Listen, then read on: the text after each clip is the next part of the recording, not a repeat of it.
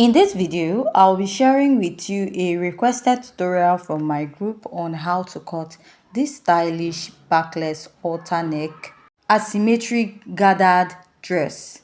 If this is what you like, please kindly hit on the subscribe button. This dress is from Fit by Asa on TikTok. So to start drafting this pattern, we have 3 layers: gathered halter neck, the asymmetric area, hemline area, and the gathers area. I have my shoulder to bust, under bust, waistline. Then place your tape at your waist and measure where your hip point is. From my waist to my hip point is 7 inches. Go ahead to measure my shoulder, and whatever I have, divide it by 2 and mark. Then you're going to come down by 1 inch from this point. After marking this, you're going to mark out a basic neckline of 3.5 inches, then come down by 3 inches. For the depth of the neckline, if you're not okay with it, you can go ahead to readjust it to 4 inches because that will determine where your halter neckline will start. Connect from your shoulder slope to your neckline. Next is to find your chest line, which is your bust circumference divided by 6 plus 1.5 inches. Then I'll draw out a straight line there. After marking that, I'll place my tape and mark my shoulder divided by 2 again. I'll place this tape now and I'll go ahead to connect this all the way up. After connecting this, I'm going to place my tape and I'll divide what I have here into 2 equal parts and mark. I'll come out by ½ inch at this point, place my tape, and I'll mark my bust measurement divided by 4. From this point, I'll connect this all the way up and connect to the bust circumference divided by 4. Now, the next step is to mark your dart. Measure your nipple to nipple, divide it by 2. My nipple to nipple is 7 inches divided by 2. I'll go ahead to draw out a straight line, connect it all the way down, and I'll mark. So after marking this, I'll place this ruler and go ahead to connect this all the way up and also connect it to the lower part of my pattern. Now you want to come down by 1 inch from your bust, mark ½ inch on both sides of your pattern. Then I'll take this ½ inch all the way down. I'm using a straight dart because I want to blend out my dart. You will not be sewing out a dart on your dress, rather you're going to blend it out. So what I will do now is to go ahead to connect it all the way to the lower part. After connecting this side, I'll connect the other side. Now I'll start inserting my body measurement. Place your tape and mark your bust measurement divided by 4. So for your sewing allowance, you can use 1.5 inches because you don't need much sewing allowance for your pattern. Sewing allowance is mostly from the under bust area to the waistline because the lower part of this dress has a gathers. Now mark your under bust measurement, measure the dart intake, replace and add your sewing allowance. Now at the waistline, you go ahead to measure your waist circumference, divide it by 4, mark, measure this dart intake, replace it and mark, then add your sewing allowance. Remember, you'll be turning this with your lining at the under bust and the waistline area. Here, you're going to measure your hip measurement, divide it by 4, then pick this dart intake, replace it, then add your sewing allowance. Remember, you're going to blend out your dart. Now connect your pattern. So after connecting this, that extra allowance you added at the bust area, you're still going to cut it out because you will not be needing it. All you have to do is just fold out the edges to give it a neat look at that side. Now to alter this pattern, start by marking out my under bust area, right? Now for the halter neckline, I'll come down by 1.5 inches from my neckline. From there, I'm going to connect this all the way down. So this is why I said the depth of the neckline, just like I said before, you can use 4 inches because the depth also determines where the neckline of the dress will start. Then connect to the side this way and then connect all the way to the neckline. Remember this upper part, we are still going to cut it out, spread it out and add more room for gathers. So from this part now, place your tape at the waist. You measure about 4.5 to 5 inches. So let's say you're using 5 inches here. You're going to blend this out. So you now connect this to the lower part. Mark out your sewing allowance first, then connect this way. So by the time you sew out your sewing allowance, you just have this little curved edge at that point. Now we are almost done. I'll just outline this just to indicate that we have a dart. Remember, you'll be blending out your dart because there's no dart sewing on the dress. Now this part, you'll be slashing and spreading it. Now when you're slashing yours, please make sure that whatever you slash is equal so that you can spread it out equally. After marking that, I'll go ahead to cut out this pattern.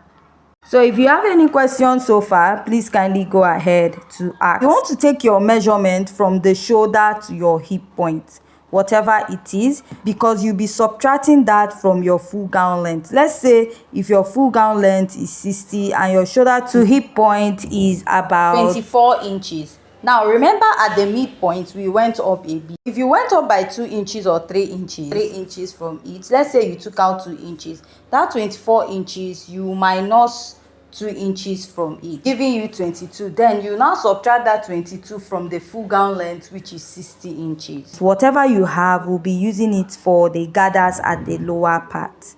Now let's place this on another pattern paper and spread out. Remember, we labeled this pattern earlier. What you do is you're going to place it according to each number.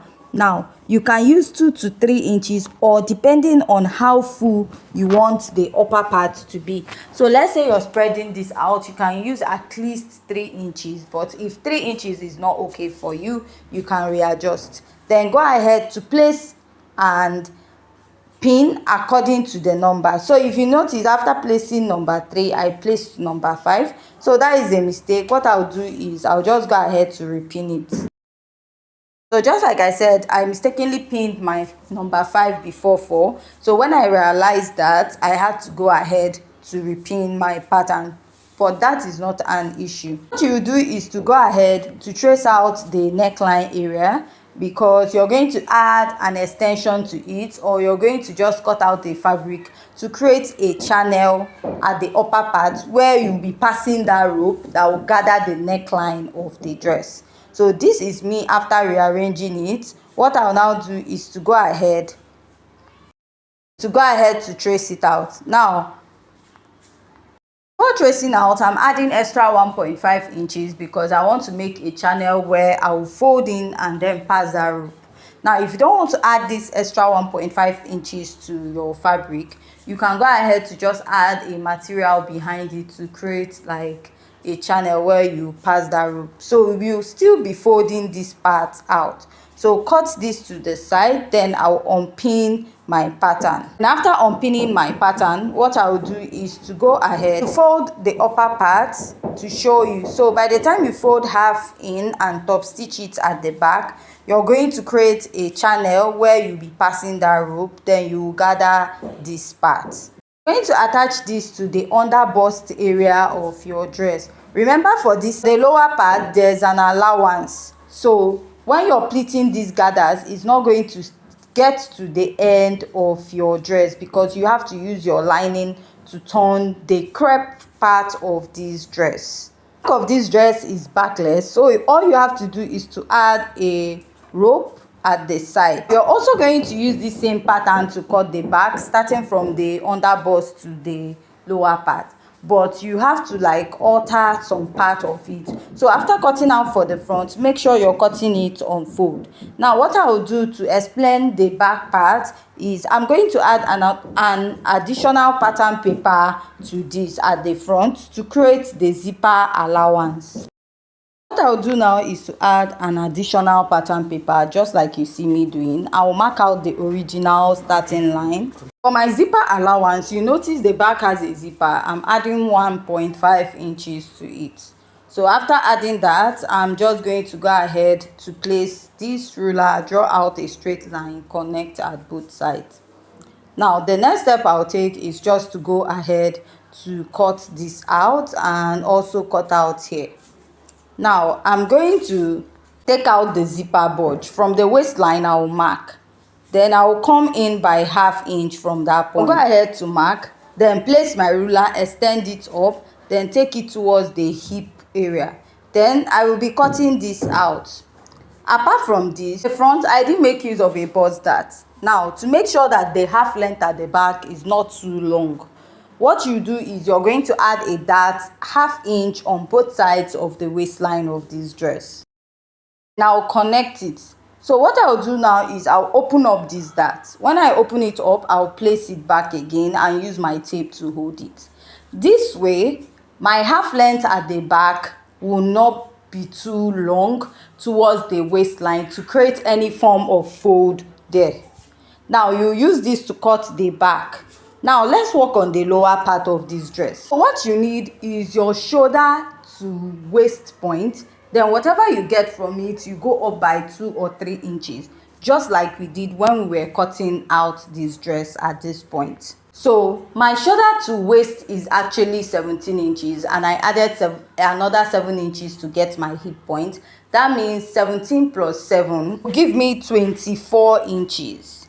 So remember, we went up at this side. If you go up by 2 inches, you deduct 2 inches from it. If you go up by 3 inches, you do that. So I deducted 3 inches from it. What I'll do is that 24 inches now, minus 2 inches, it will give me 27.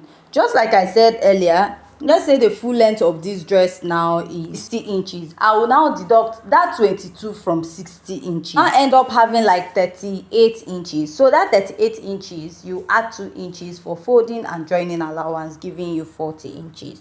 So you'll be cutting 40 inches by 3 yards, which you will gather at the hemline. So this gathering, you're going to start from the front and it's going to end also at the back. You're going to gather this all the way to the end of your dress. Now, the only thing you will notice is that this side is actually longer. So what you will do, after gathering it all the way from the front to the back, at the hemline by the side of this dress, what you do is you're going to trim it off a bit. You're going to trim it so that it will align to that of the front, and the sides of the gown will not be longer than the center.